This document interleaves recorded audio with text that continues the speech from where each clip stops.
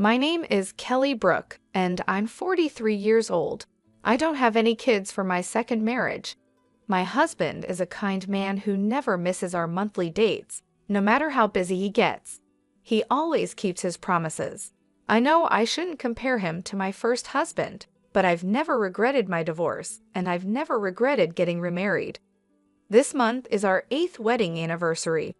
My husband reserved a table at a fancy restaurant with a view of the sea.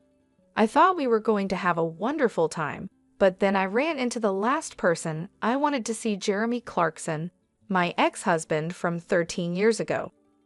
We were about to leave the restaurant after finishing our meal when my husband excused himself to go to the restroom. I was admiring the ocean view from the window, thinking about the beautiful moments my husband and I had spent looking at the sea together. Just then, I heard someone call my name. When I turned around, I saw Jeremy. "Hey, what's so beautiful? Do you think a regular ocean looks nice to someone like you, who's basically broke?" "Jeremy, long time no see. Why are you here?" "Why am I here? I should be asking you that," Jeremy said, sitting down in the chair my husband had been using, looking at me as if I was a joke. I put up with those eyes for a whole decade of our marriage. I never thought I'd run into you here. Can someone like you, who doesn't have much money, really eat at a fancy place like this? Can you even afford it? Or is this a once-in-a-lifetime thing? It's our wedding anniversary. Ah, I see. Poor people can only come to places like this on anniversaries, huh? I come here often, you know. You're still pathetic. Isn't there someone with you? Yeah, there is. I just sent her to pay.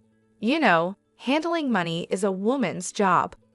I thought to myself that he was still the same, always belittling women. Then I saw her his lover from 13 years ago. She had aged quite a bit. Her beauty was half of what it used to be, and she looked worn out from life. I guess Jeremy has been living the good life while his wife suffers. You're still wearing shabby clothes, aren't you? Aren't you embarrassed to dress so poorly? Talking to such a terrible man like him makes me feel sick. I turned my eyes toward the restroom, hoping my husband would return soon, and there he was. He had been watching us for a while as I was talking to another man. Seeing the confusion on my face, he approached us. "Excuse me, do you need something from my wife?" "Your wife? This woman is your wife." "Yes, what do you need?" "You also look poor. I guess poor women always remarry poor men." "Please don't be rude. My husband is a very respectable man." Jeremy snorted in disapproval at my response.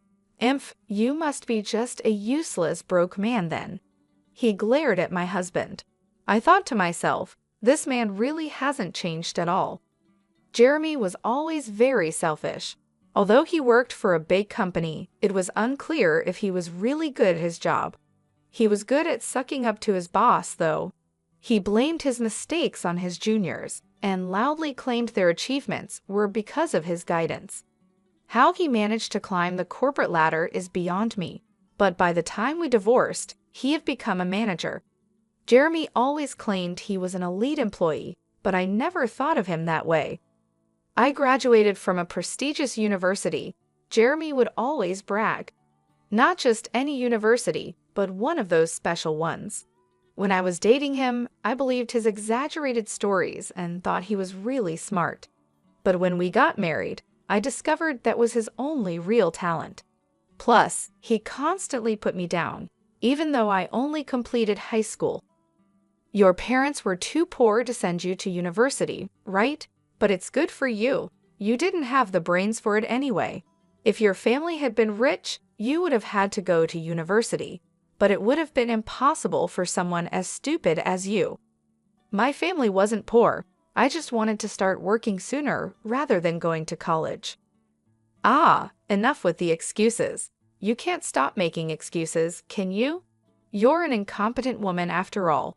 But it's good for women, isn't it? Even if they're incompetent or stupid, as long as they have good looks, they can get by. If they catch a competent man, they can live well." I never thought he would say such things before we got married, so his change after marriage was shocking.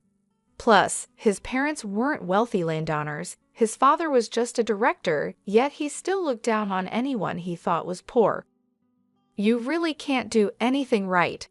You're bad at cooking, you can't clean, and you can't even have kids. Marrying you was a huge mistake, he would say. It wasn't a physical issue that stopped me from having kids. It was the stress caused by Jeremy. My family always valued being careful with money and appreciating what we had. But when I cooked with radish leaves to save money, he yelled, "Are you trying to feed me trash?" and threw them in the garbage.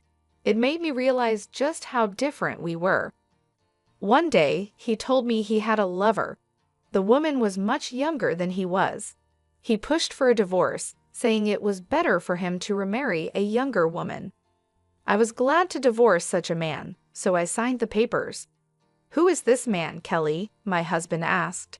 "He's my ex-husband, Jeremy Clarkson." "Oh, I see." I had already told my husband about everything Jeremy had said and done to me. It had been a painful 13 years, and I had shared it all with tears. My husband just listened quietly and finally said, "Let's be happy from now on." "You really dared to marry a woman like her? Since you're marrying someone from a poor family, you must be broke too," Jeremy sneered. "Well, maybe, maybe not." "Of course you are. So you're also a broke man, huh? Marrying a poor person means you're broke too, am I right? But why did you divorce such a wonderful person?" "Wonderful? Your eyes must be fooling you. Truly wonderful means having a beautiful wife like mine." He pointed to his wife, who stood there looking embarrassed. "Is that woman your wife?" "Yes, she's beautiful, isn't she? She's actually my boss's daughter." Marrying the boss's daughter definitely helps one climb the career ladder faster. Marrying a broke woman like you probably means you're just a regular employee. Too bad. "A regular employee? I haven't heard that in years," I said. "What are you trying to prove? A low-class guy marrying a low-class woman? It just means you'll both be broke for the rest of your lives. And you think you deserve to eat in a fancy restaurant like this?" "This level of restaurant isn't a problem for us," my husband calmly replied. "Yeah, sure, if that's what you think," Jeremy scoffed. Just then, a waiter passed by, and my husband pulled out a black card, instructing him to settle the bill. Jeremy was surprised by the card, but tried to hide it, snorting again. "Is that a black card? Showing off a card like that here? You're not used to it, are you? You must have borrowed it from someone." "Flashing the card around, but later you'll have to pay back the person who lent it to you, right? I bet you're scared to spend money in a place like this. It's all just an act." Funny thing to say. Who would lend their card, I wonder? No matter how naive someone is. "They wouldn't lend out a card like this," my husband replied. "How would you know that, Jeremy? You shouldn't say such insulting things," I added. "What's insulting? I'm just stating the truth.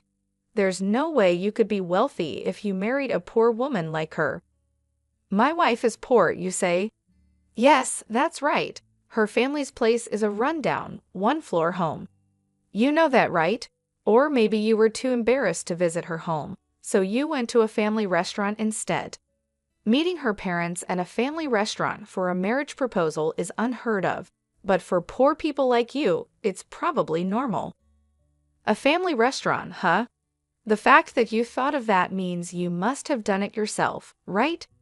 If you hadn't experienced it, you wouldn't have thought of it." "What are you talking about? I'm not short on money. I wouldn't do something so cheap." "Yet you came up with it. I never would have thought of that," my husband said, then turned to me. "Right, Kelly? What about you?" "Well, I think I'd like to go to a family restaurant occasionally, but we rarely get the chance," I replied. "Exactly, you're lying. When you were with me, you were happy to go to family restaurants." "That's because I had never really been to one before." "Oh, I bet. You sure talk big now, coming to a fancy restaurant like this, acting all important." "Maybe that's you. It seems like you don't fit in this kind of place." "What? You think I don't fit in here? There's no way I'm out of place. You're the one who doesn't belong here. Do you even know who I am?" Why would I know you? If you want me to remember you, just become famous, my husband replied calmly. I am well known, but I guess it's impossible for someone like you to know me. You think I'm just a regular employee? I'm a manager, not just an employee. A manager, huh? Is that supposed to be impressive? Just then, the chauffeur arrived, greeted my husband politely, and said, Sir, your car is ready.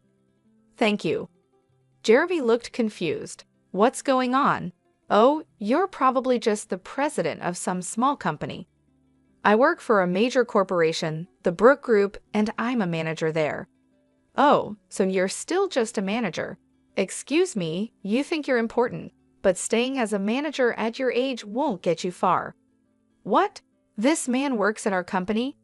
Yes, he's been with us for a long time. What do you mean our company? You're just an office lady from a small business. That's right, but I don't have kids or any reason to quit my job.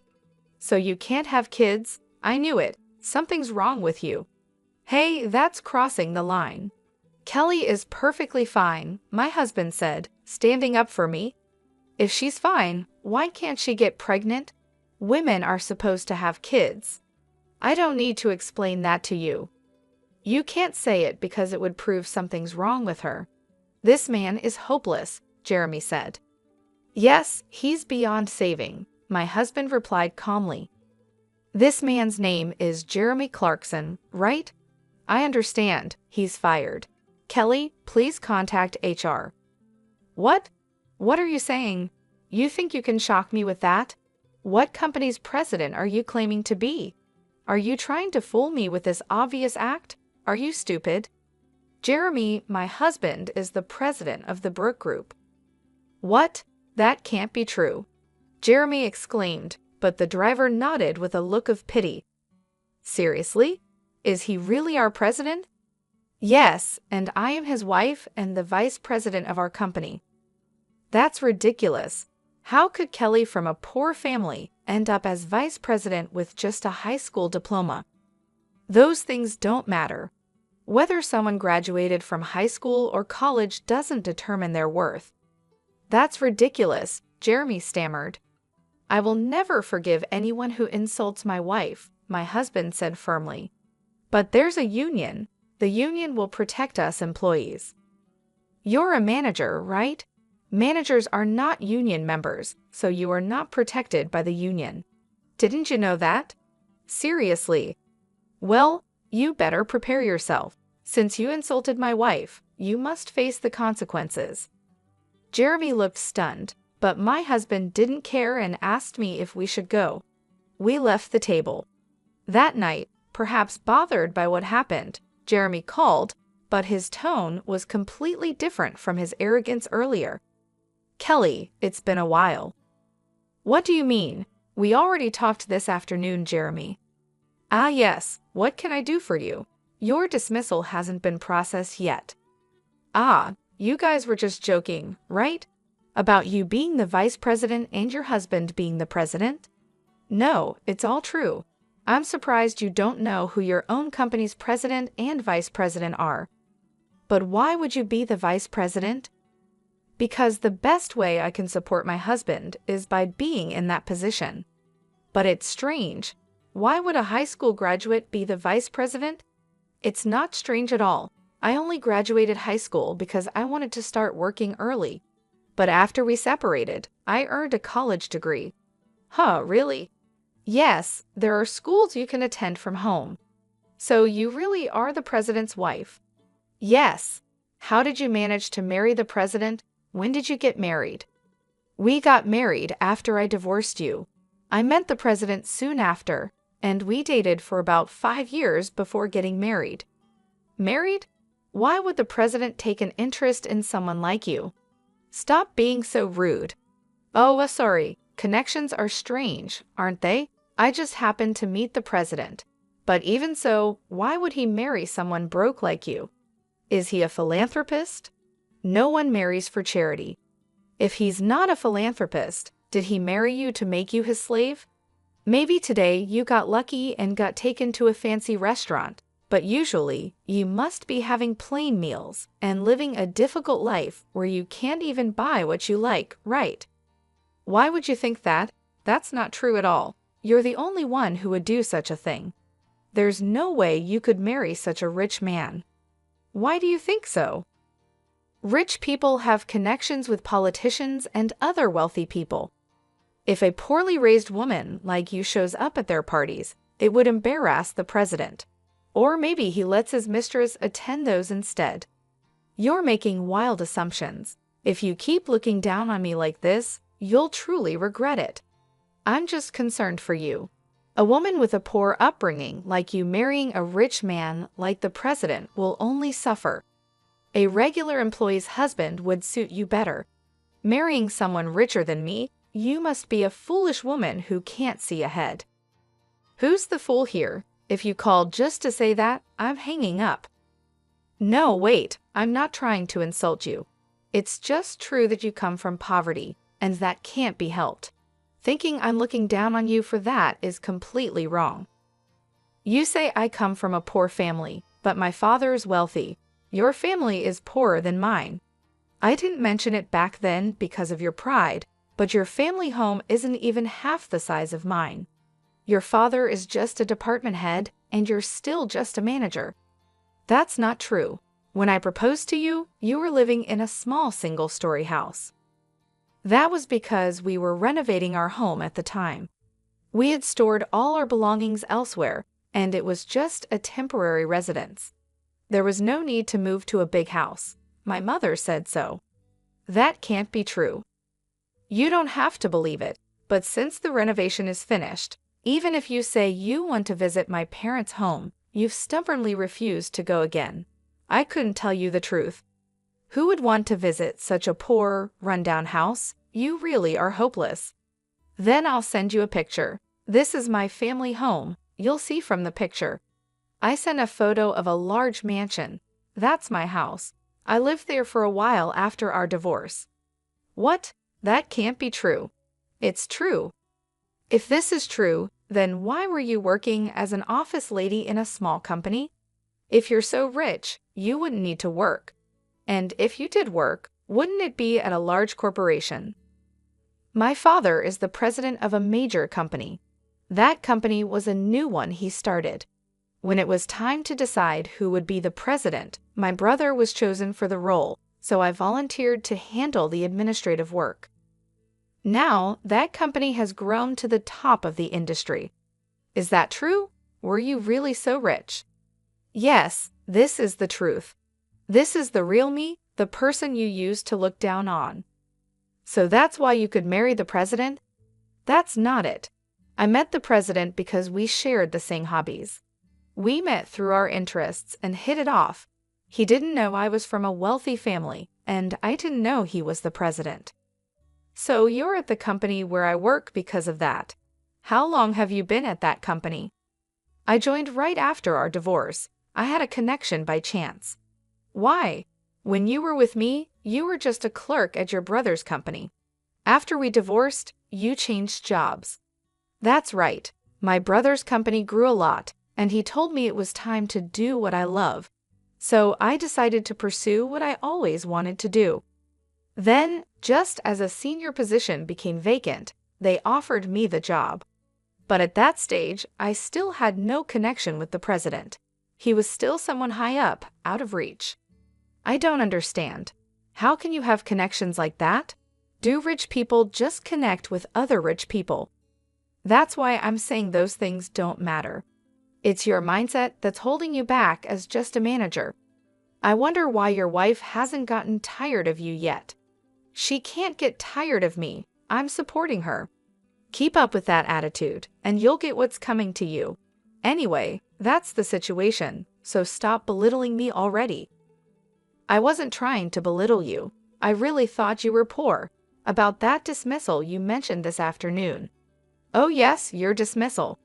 After all the mocking you did, it's only natural you'd be fired. That would put me in a tough spot.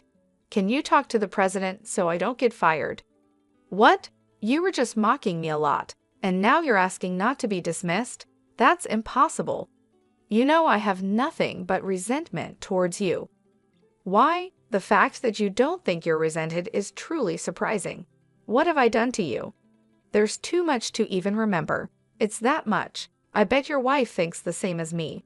Why don't you ask her what she really thinks? Though I doubt she'll tell you. I only said those things because I thought you were poor. Why do you think I'm mocking you when I'm just being honest? Once words are spoken, they can't be taken back. You should understand that as an adult. I do understand that. Then you should understand why you're being dismissed, right? No, I don't understand at all. Please, I'll be in trouble if I'm fired. If it were just about this afternoon, the president might have overlooked it, but then you had to call and ask all these questions. My husband is here now, frowning. He really thinks you're hopeless. Maybe you should just give up. There's no saving you. No, if the president is right there, why can't you just say something? It's only natural for a husband and wife to be together. Besides, you didn't ask if someone was with me, did you? That's true, but you've made things worse for yourself. You mocked not just me, but my parents and my husband too. Look, I didn't think you'd get this angry. Please forgive me. If I had known you were wealthy, I wouldn't have said such mocking things. I won't say them again. Please forgive me. Just give up. I think your dismissal order will come down tomorrow.